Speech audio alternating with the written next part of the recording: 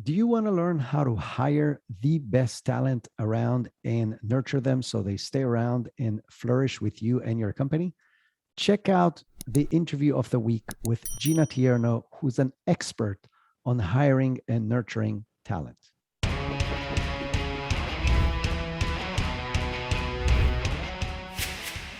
Brilliant.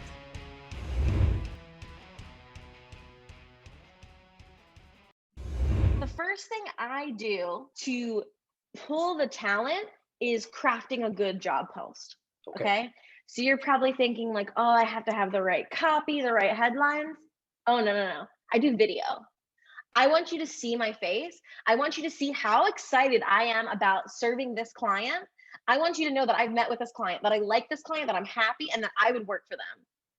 And now I'm telling you what's good about the job, because I want to pull you in. I want you to watch the rest of the video.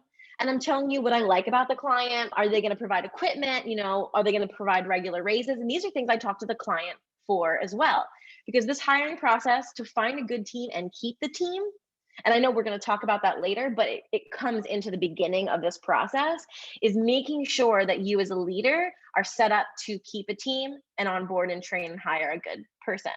Because finding that person is just one part of having a good team. The whole onboarding, training, everything is another part. So I do a video post so you can see me, and I'm excited, and I'm sharing about the company, about the job. And then I'm saying, I'm going to describe the ideal person for this. If any of this really resonates with you, if you feel excited, like I get goosebumps just talking about this, if you get the same goosebumps I do, I don't care what you look like. I don't care where you are in your house. I don't care if there's 18 dogs and 24 chickens behind you. I want you to quick film me a screen share video and just tell me what you're feeling. Tell me if you're excited about the job. Tell me why this caught your eye. Tell me why you want to apply. So from the very beginning, I'm trying to break down all of these walls, because they know, first of all, I'm just the middleman. I'm not the person you're going to be serving. So it's okay to be comfortable and non-professional with me. The client's never going to see this video. It's okay to be comfortable. So I'm trying to break them down the walls, because when they are secure and they feel like they're in a safe place, they are going to tell me things about themselves, both verbally and body language, that they will not share with someone that they're trying to put their best foot forward for and trying to make an impression. So I can kind of see through the bullshit very early on who they are, why they want this, if they're in the right place. There's so many people who are just looking for a job, and I've been those people. I'm not looking for that person. I'm looking for that, wow, this is what I prayed on. I prayed for this job, and like, here I am. Like, that means everything to me. That's the first step. Number two is the screening process. So now we're watching these videos. We tell them, like, you don't have to do a video. However, you will get straight to the front of the line if you do a video back, because I want to see your personality. I want to see that you're excited, because that's what we're screening for, right? We're screening for excitement as well as experience. So that's the second step. Now we're screening for, do you fit the job role? It's cool that you're excited, but like, if you're an accountant and I need you to be social media expert, probably not going to work out. So I am screening for experience.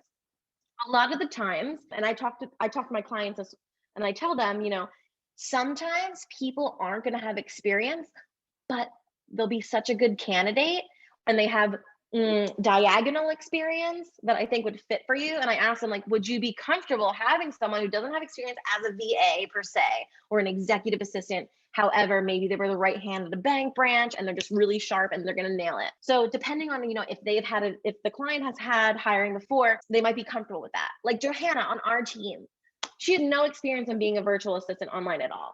Would you ever believe that? Like, she's incredible. She's fire. She's straight fire. She really is. And like, I did pour a lot of heart and soul and time nurturing her to be the incredible human that she is, but she came being an incredible hungry human and wanting the best. She is a perfect example of someone that I saw such great talent. I have goosebumps because I love her so much, and we just really developed her into that role. So those are also things I'm screening for. But if someone's like, hey, I need experience as designing graphics, I'm going to get you someone with experience in graphics. I'm not going to teach you graphics. That's a tech skill that, needs to be, you need to come up with that. So that's when and then we're screening for, can you work on the time zones?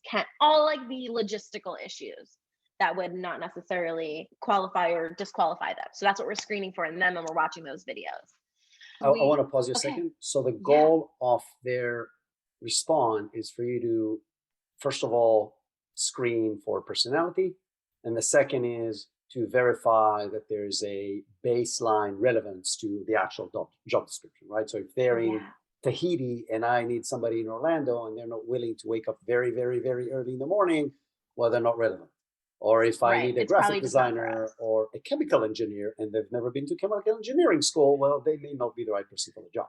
Got it. Exactly. Okay. Exactly.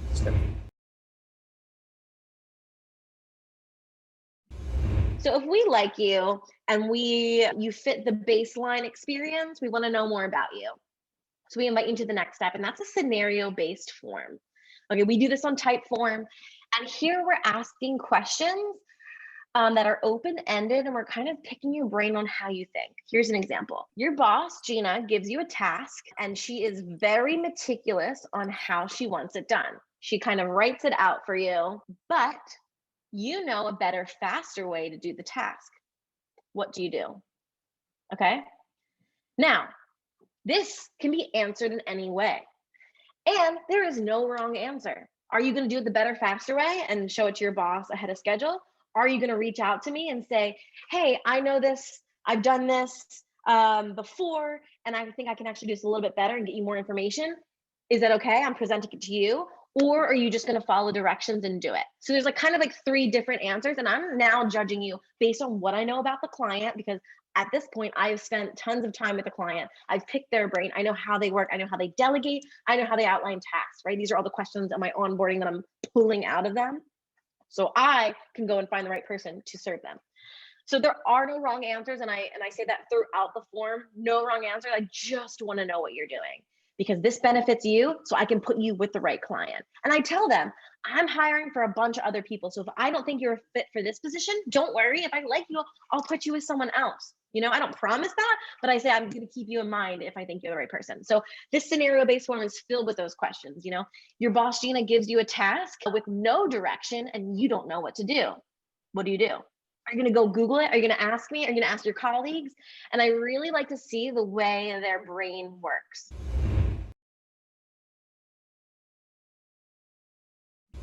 Step 4 is optional. Step 4 is if I am hiring for a graphics position or an audio editing position or a writing position or anything that's a little bit technical where I kind of need to see you and your actions in play, I'm going to issue you a test project, and it's a paid test project. That's where a lot of people go wrong. A lot of people do not do the the paid part of it. They're just like, hey, design me a cover art, and then if I like it, you'll get the job. No, I think that's scammy. I think people should always be paid for the art that they're producing and the talent and the time. So I always a little bit overpay up front. And I say, this is the process. I mean, it's due in 3 days, let's say. Provide your PayPal email address. And it is very, very specific. And this is a test.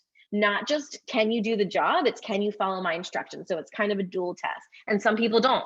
Some people don't put it in on time. Some people don't follow the specifications that I'm outlined. Some people don't even show up to it or whatever.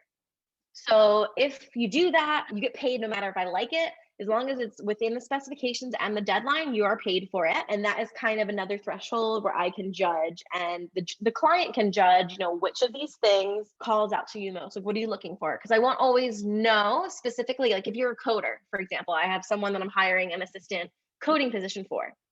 Actually, you know him. Use your imagination. You know who I'm talking about. Oh my God. Anyway. Okay. Don't tell me afterwards. okay, you can think. Okay, it'll be a test. And I wanted a test project from him because I don't know coding. So I'm like, hey, and I gave him my whole template of the test project and I walked him through it. So I don't actually have to know specifically what you're looking for, but I can run that whole process and tell you like, which one of these code sheets looks good to you, and then they can help me. So that's the 4th step, is a paid test project for technical project. But let's just talk about step 5, which is a group interview. So I have no more than 4 people, 4 talents in a room, and asking them all the same questions, and we're just going around. So now I am judging for something that in Filipino culture, because most of my hires are offshore from the Philippines, they call it crab culture. And that's pulling others down to make you look better. So that's something I screen for that you as, a client might not even know about. And I have very low tolerance for crab culture because I am a woman who believes we lift everyone up around us. And I train my teammates to only do that. Like they're looking out for each other instead of bringing each other down.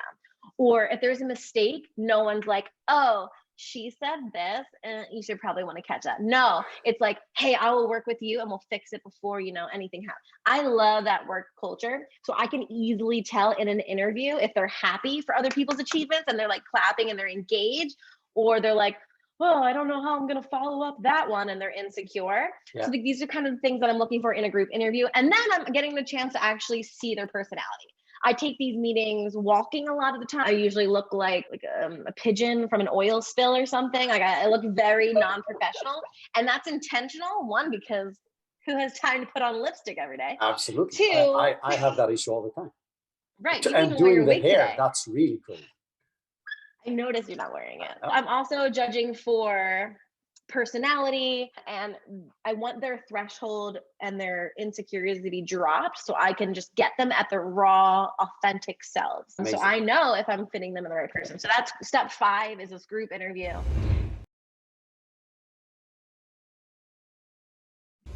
Step 6 is I pick 2 to 3 star candidates. Sometimes it's 1. Sometimes I'm so dead sure that this is the person for you that I'm like, I don't need to show you anyone else. I will, but I don't think you need it. And some people are like, I have no time to do any more than 1. I'm like, cool. And that's the one-on-one. It's me, it's Marge, and it's the client, and it's the one talent and that's about 20 to 30 minutes. And I provide you with questions you ask. But at this point, I'm already sure and I already know who I want for you. But as the client, this is the only time, you meet with me once in the beginning so I can pick your brain. You meet with me once in the end with your star candidate. And at that point, it's simpatico. Brilliant. Really, really brilliant. Quick question. Yeah. If they meet with 2 or 3, like you said, how is the decision made? Like you then do a debrief afterwards, you and the person. What things do you highlight for them out of the interview? Like, what's your process to help them make the decision? Man, so you got good questions. I know, all right. I know. That's why I paid. So I get paid the big bucks. That's that's why you're a professional podcaster. Okay. So I like to batch these all in one day because I find that it's hard to kind of remember and compare little details and instinctual feelings if it's spread out over days. So I say, give me 1 hour. We'll do 3 interviews at 20 minutes, all in the same row, 5 minutes in between. We debrief after every one. But I give you a document and a chart that has the candidates, all of the core things I'm screening for: experience, loyalty, do you have other commitments, how's your internet speeds, time zone, all these weird things. Not weird, but all these things in a chart. And then I have questions, and I have a little blurb on each candidate, why we like them for you, what you should specifically ask that person about. And the decision doesn't ever come down to experience. Almost never.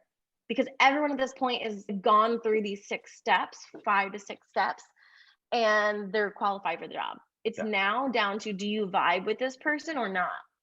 Because if this person's going to be your executive or your right hand, you need to be so comfortable because they need to be vulnerable to you. You need to be vulnerable to them.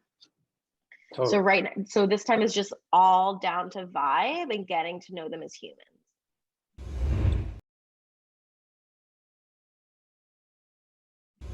What do I need to do as a business owner, as a manager, in order to create that level of camaraderie and loyalty and team feeling with the team that I'm running?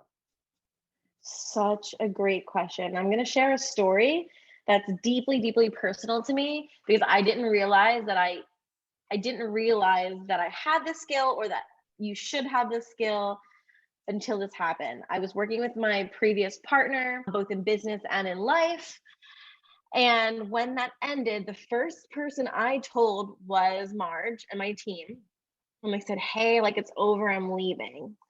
I'm leaving the business, I'm leaving my partner, I'm leaving the country, I'm leaving the team, I'm leaving everything.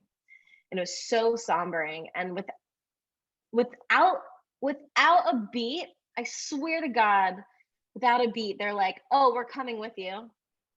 Coming with me where? I just became homeless, jobless, loveless. Like, I have nothing. And they're like, we will work for free until you're up and running again. Oh my God. What? At that point, I had no ideas for a business. I had COVID, thank you very much, going through the airport, traveling from Costa Rica home. And here I am having people who are saying they were going to work for free under me. These people are breadwinners who need every single paycheck to pay for their families, put their kids through school, put their siblings through school, support their elderly parents. Like, I was just so in awe. So I hustled so fast to bring in income so I could pay my team. So that is proof that that happened. And I want to now explain why, or what I think was behind that, because that was the question. What can you as a business owner do? So first of all, we have daily meetings every day. And I think this is so huge because you're showing up and you're getting to know these people in your team every day. And we start everything not work related. I say, hey, what are you grateful for? What are your wins, big or small? Doesn't have to do with the business. Actually, I hope it's not anything to do with the business. It's listening, which sounds so ridiculously simple, but it's that empathy and that listening and hearing. So I always say, what are your goals externally from the business? What do you want to do? We're always calling out wins, and we're always doing a thing called being awesome.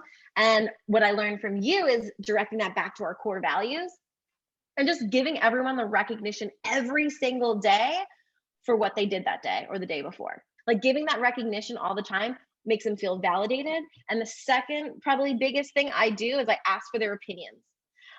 It's like our company, our show, our mission. It's never a one thing, because I could never do any of this without them. So it is ours.